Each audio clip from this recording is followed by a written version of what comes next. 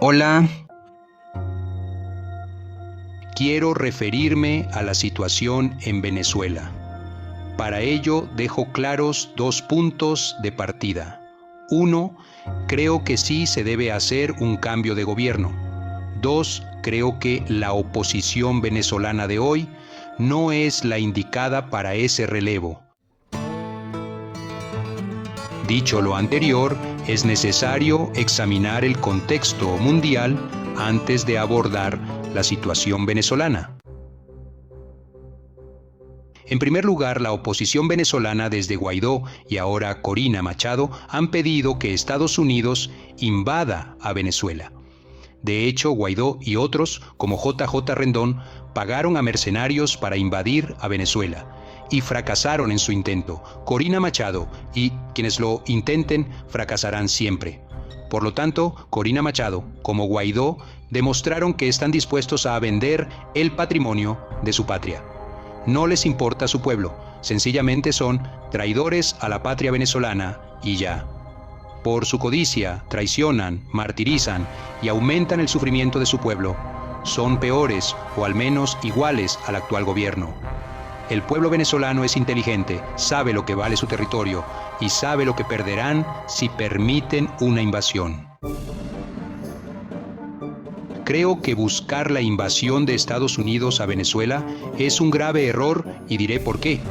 Hay que repasar la historia. Recordemos qué le ha pasado a los países que Estados Unidos ha invadido o intervenido. Enumerémoslos y examinemos qué ha pasado con ellos y quién se ha quedado con toda su riqueza. Antes de continuar, suscríbete a este canal y toca la campanita. Dame un like, que con eso nos ayudas mucho a generar más videos. Veamos los países donde ha intervenido Estados Unidos y qué les ha pasado. En América Central y el Caribe, Cuba, Nicaragua, República Dominicana, Haití, Granada, Panamá, salvo Panamá. ¿Cómo están los demás países hoy? En Sudamérica, Chile, Bolivia, Venezuela, Argentina, salvo Chile. ¿Qué situación están viviendo hoy? En Asia tenemos Vietnam, Corea, Japón, China. Aquí, como curiosidad, estos países han progresado gracias a que vencieron a Estados Unidos y, liberándose de ese país, asumieron el reto de crear su propia historia. Eurasia, desde hace 20 años, Estados Unidos ha intervenido a través de la OTAN, estableciendo bases militares y centrándose hoy en Ucrania y sus países vecinos. Pregunto, ¿cómo está quedando Ucrania hoy? Otros países donde intervino Estados Unidos son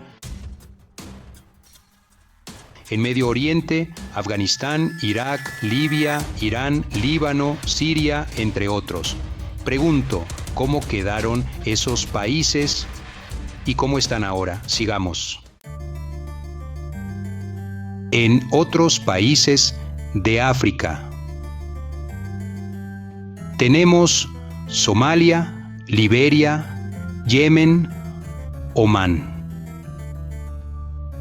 De nuevo pregunto, ¿cómo quedaron esos países y cómo están ahora? En segundo lugar, y más importante aún, es conocer la causa principal, es decir, lo que responde al porqué de esas guerras. ¿Por qué Estados Unidos y las grandes potencias las generan? Ayer, como hoy, la causa principal sigue siendo la misma, tal como lo expongo a continuación. Hoy, Estados Unidos está sufriendo una grave crisis, tiene una enorme deuda y no puede pagarla. Debe mantener una fuerza militar enormemente costosa que demanda grandes cantidades de petróleo. Lo peor, el pasado 9 de junio se venció el convenio con la OPEP. Ese convenio comprometía a los países de la OPEP a vender el petróleo en dólares. Y a cambio, Estados Unidos los protegería y les venderían armamento privilegiado. Los países de la OPEP, y particularmente los países árabes, no quisieron renovar ese convenio.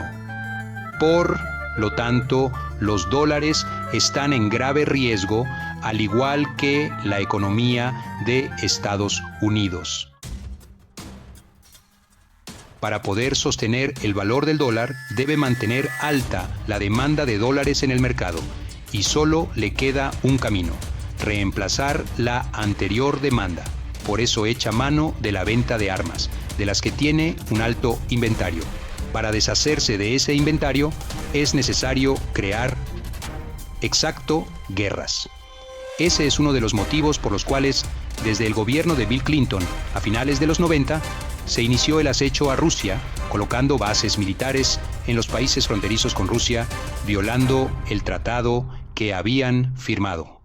Más recientemente, desde 2022, Biden consolidó ese propósito apoyando el golpe de Estado en Ucrania y su posterior plebiscito, creando la guerra que conocemos, y apoyando a Israel en su genocidio, que hoy amenaza con extenderse por el Medio Oriente. Más recientemente, desde 2022, Biden consolidó ese propósito apoyando el golpe de Estado en Ucrania y su posterior plebiscito para desligar a Ucrania de Rusia y unirla a la OTAN, creando la guerra que conocemos y que amenaza con extenderse a toda Europa. Por otro lado, estimula y apoya a Israel en su genocidio contra Gaza, al punto de que hoy, agosto del 2024, Israel ha iniciado ataques a sus países vecinos, los mismos que han anunciado ataques contra Israel. Es una guerra que amenaza con extenderse por el Medio Oriente. Así las cosas, Estados Unidos sonríe satisfecho, pues por ahora podrá mantener el precio del dólar y podrá mitigar, al menos temporalmente, su crisis, como veremos enseguida. Después de crear aquella guerra en Ucrania, le han exigido a los países europeos y asiáticos que deben enviar sus armamentos a Ucrania para apoyarla en su lucha contra Rusia. Acto seguido, le están exigiendo 1. Que deben pagar el 2% del PIB a Estados Unidos para que éste los proteja. 2. Que deben comprarle a Estados Unidos el nuevo material de guerra. De esta manera, Estados Unidos se está liberando del enorme inventario de armamento que tiene en sus depósitos y asegura la venta de muchos más en la medida que los países entren en conflicto con otros países o internamente. Así, con guerras fuera de sus fronteras, podrá disfrutar de las ganancias que le generan sus ventas, producto de la incapacidad de los pueblos y los gobiernos para independizarse y asumir el riesgo de construir su propio futuro. Dicho lo anterior, ¿será que la oposición venezolana, con el desarrollo de sus estrategias, está ayudando al pueblo venezolano? ¿O será que son alfiles al servicio de la gran potencia? Ahora pregunto, ¿qué pasaría entonces con Venezuela si Estados Unidos invade ese país? ¿Qué ganarían los venezolanos? ¿Qué pasará con los países vecinos? ¿De verdad es eso lo que quieren los venezolanos? ¿O será que se están dejando manipular y sin querer están creando el ambiente para que otros disfruten de su riqueza? Finalmente, creo que los venezolanos deben empezar a crear nuevos liderazgos, pero independientes y orientados a la defensa y aprovechamiento de la riqueza de su país para su propio pueblo.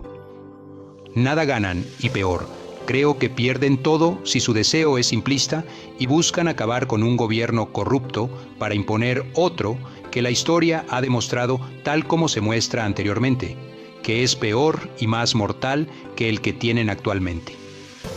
El camino es otro, muy diferente del que marca la oposición venezolana actual. Si te gustó este video, suscríbete y dame un like, y si no te ha gustado, dame un dislike y dime por qué no te ha gustado. Un fuerte abrazo.